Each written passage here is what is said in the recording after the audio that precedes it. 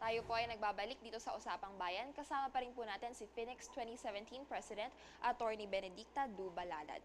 Ma'am, since we are talking about financial reforms, paano po ba makakatulong ang isang ordinaryong citizen like me sa mga financial reforms na ito ng ating gobyerno?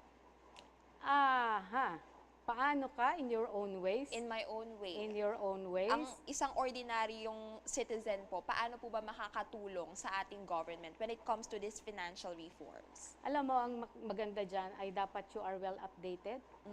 Basta kailangan ilagay mo ang sarili mo sa mga information na dapat. Ano bang opportunities for me? Kasi ang daming ginagawa ngayon. Ang focus, for example, ng gobyerno ay, di ba, sabi nila, inclusion. Yes. So in the financial world naman, financial inclusion.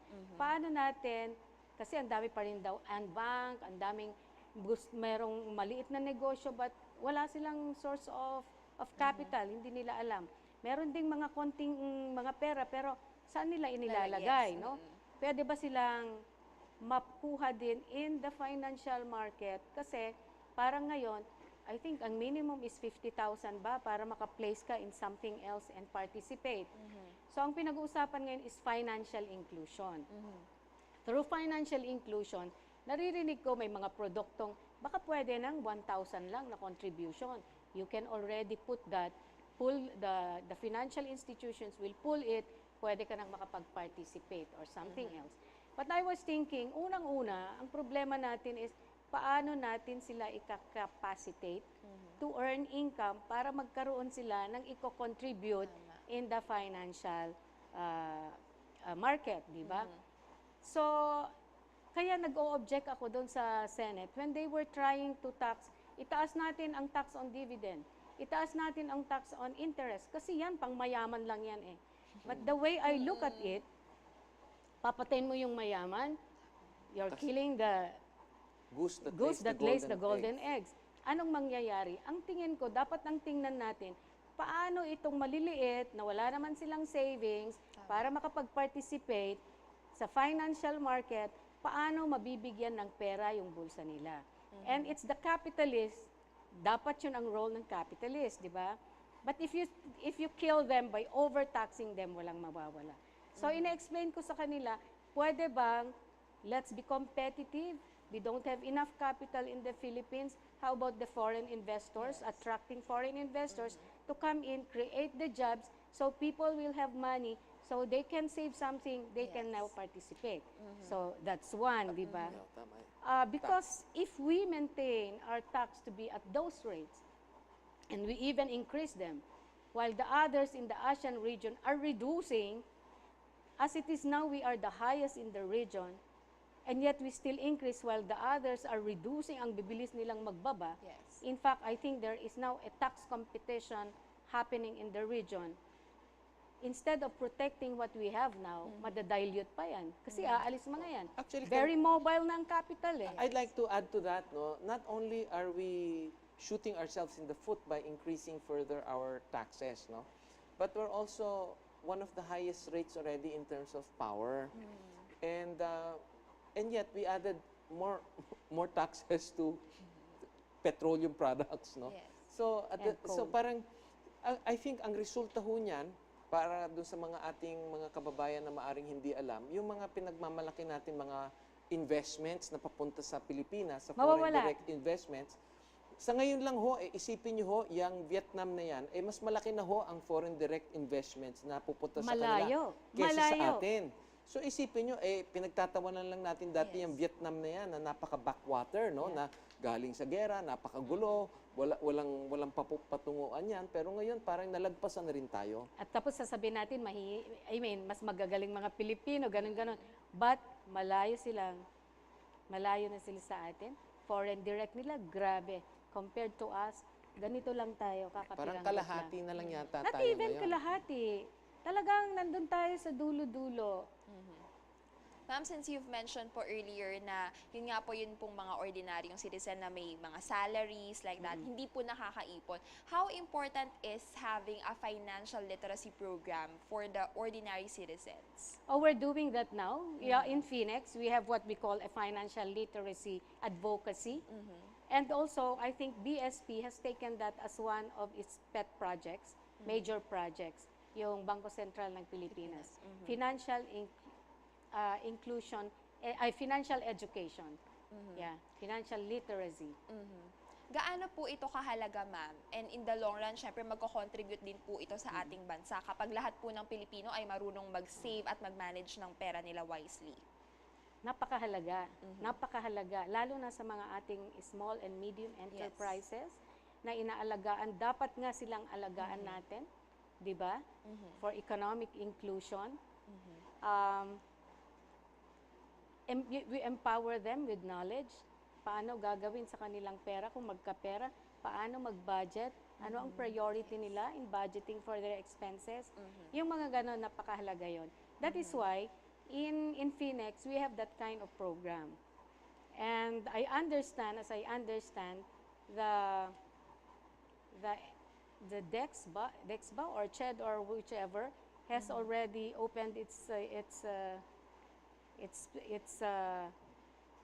program to us. If kung pwedeng, we can develop one module where For that. FINEX can link with them. Just going back to the issue on taxation, ano? Maganda naman talaga, agree ako sa inyo na napakaganda talaga ng hangarin ng ating gobyerno na ipababa yung mga taxes noong ating mga kababayan na isang kahig, isang tuka, no? Pero ang hindi ko rin at saka maganda rin yung hangarin nila na kung ano man pera ang magagamit natin ay yung build program natin, which is very good. Ang isa ko lang hindi ho masyadong naintindihan at baka absent ako nung araw na yon, ay yung alam natin na ang gobyernong ito ay galit na galit rin siya sa corruption, hindi ba? At saka yung maling paggagamit ng pera ng ating gobyerno. Kagaya nga nung huling aksyon ni Presidente, may pinaalis siya dahil kasi nga sobra raw sarami ang biyahe, no? Nung isang agency na yan. So, ang iniisip ko naman, alam natin na ang studies na ginagawa ng mga ibang think tanks and other agencies is that we lose as mga 30% on corruption.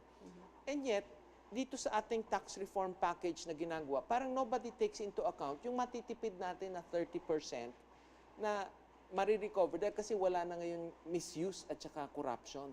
So, hindi ba niya tinetake into account yung savings natin na yun na 30% na hindi nyo na kailangan taxan ng additional yung mga tao natin dahil kasi ngayon wala nang corrupt at wala nang mandurugas dito sa ating bayan. Ang naalala ko, doon sa kanilang projection, meron silang nalagay doon na savings from leakage, reduction of tax leakage. And corruption is actually tax leakage on the revenue side. I just can't remember, pero meron silang inimpute na ganon. At marami silang nilagay din doon sa package paano ma-reduce yung areas where you can have corruption, 'di ba? So katulad noon, ang sinasabi doon on the administrative side sa VAT kasi maraming leakage sa VAT. So ang sinasabi, lahat ng taxpayer now will have their system, their bookkeeping system or computerized accounting system linked directly with the system in BIR so that at any point in time nag-issue ka ng invoice, right away, meron ng information ng BIR. Yung mga ganon. Captured na siya. Captured siya online. kaagad. At the same time, ang sinasabi nila, dahil may information ka na yan, when something is refundable, you must be able to act on the refund within 90 days. Di ba? Napakaganda. Ang only question there is our infrastructure ready? Yes. Di ba? So, yun. Pero maganda. Ma'am, kanina po I asked, how can an ordinary citizen like me help the government with this financial reforms? Ngayon naman po, paano po makakatulong yung private sector natin in joining hands with the government when it comes to these? Ang private sector natin ngayon is very active, you know? Talagang, and what is good with this government is it seems they are very open. Yes. Open sila in accepting suggestions, hindi close mind, and they really want to engage business. Kasi nakita ko ngayon, grabe ang tulong ng business to this government. They were forming alliances, they were forming groups para makatulong. And in FINEX na lang, FINEX is now part of drafting the 5-year development plan for the capital markets development. In this tax reform program for the capital income, it's FINEX that has been doing all this forum, hosting all the financial associations to meet with the government. So we have offered our office in FINEX to be the venue wherein these different associations like Trust Association, Bankers Association, Insurance Association, Pre-Need and all those, we have offered our office. And we have, in fact, the cost of the food or what, we have shouldered we it. will need a bigger Wow. office, Dick. Just so they can meet with our counterparts in the government that are drafting the tax reform. We wanted to make sure that all the issues that they are encountering can be taken into consideration. Kasi sometimes those in government, hindi naman nila masyadong alam kung what are the real issues there. Sometimes they tend to become idealistic, and that is the role of having consultations. And the government is doing this. And FINEX is somehow brokering, making ourselves available to have this to the private sector and the government meet together. Gaano po ba kahalaga, ma'am, yun pong solid relationship ng private and public sector? Partnership. That is Partnership. very, very important. Napakahalaga niyan. Kasi in the end, gagawa man sila ng batas, kung hindi implementable, walang mangyayari.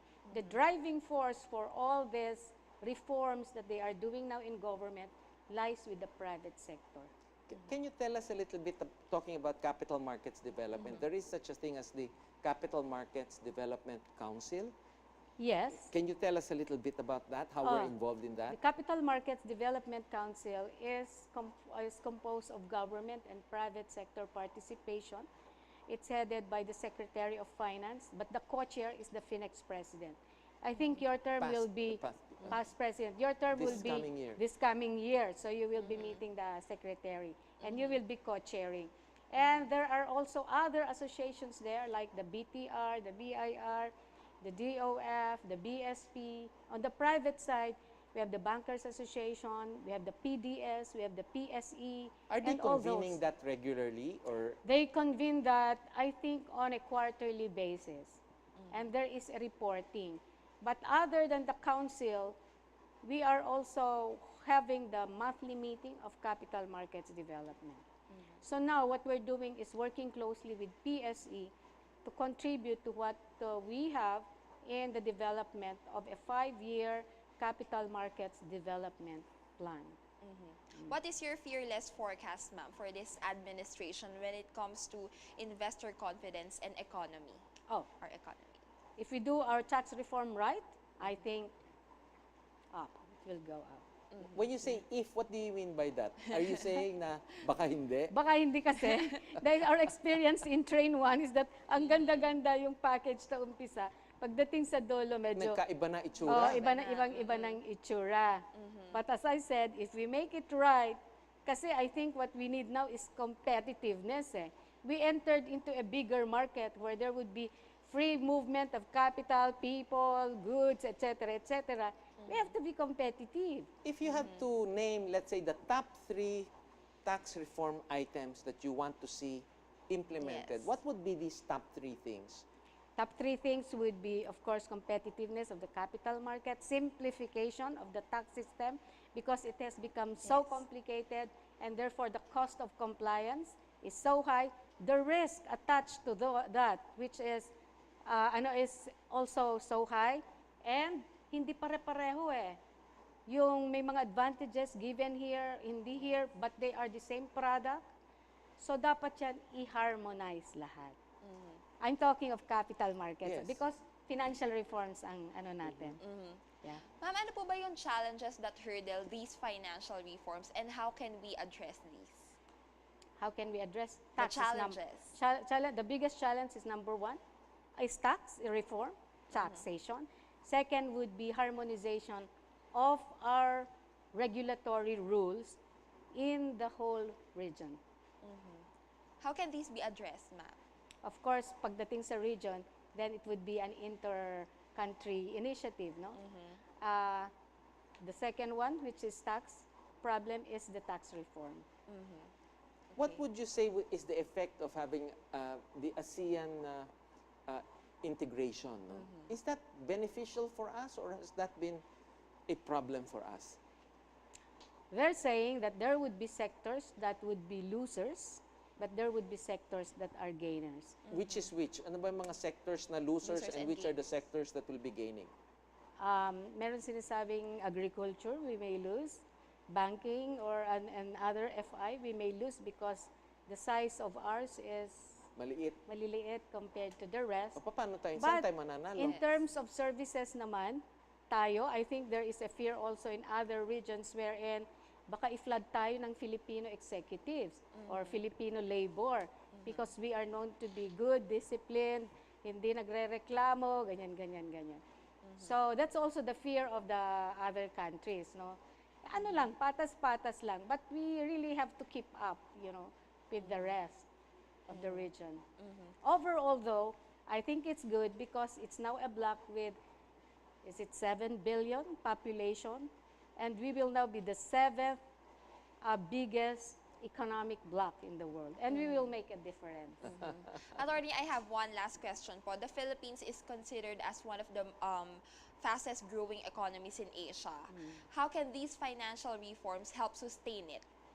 How can this one? We just have to fix our rules, deepen the market, develop the market, and we can do it. Well, we're almost at the end of our program, Attorney Dick. Maybe you can give your message to our viewers about, what we can do to further make the Philippines more competitive, particularly in the capital markets development. Yung viewers natin are, okay, Tagalog ba? Oh, pwedeng Tagalog, pwedeng English. Matatalino rin naman yung mga viewers natin. Okay. Alam niyo ang daming opportunities in the capital markets. Kung makasali lang tayong lahat dito, maganda because then our money can grow at the same time. It is used for resources that should be developed, no? So, ang pinaka-importante dyan would be capital market education, Kailangan may financial literacy. And there are many venues for financial literacy. I think yung Bangko Sentral is now working on that. FINEX is also working on that. Marami na ho. Just be research, what's this? You just research kung saan yung mga sites na to, but we encourage everyone to participate. It's a way of achieving financial inclusion. Well, that's a very good message para sa ating mga kababayan. Tandaan nyo ho na kailangan tayong magkaroon ng mga savings para sa ganun na yan ho ay makakatulong sa pag-develop ng ating capital markets. Dahil kasi kinakailangan natin ng pera para gumawa ng pera. So, yan po ang isang makabulahang diskusyon kasama si FINEX President, Attorney Benedicta Du-Baladad. Thank you very much, ma'am, for gracing our show. Maaari niyo po kami i-follow at i-like sa aming Facebook page, Usapang Bayan. Ako po si Rach Marquez. Ako po si George Chua. Samahan niyo po kami sa mga susunod pa nating episodes dito sa Usapang Bayan.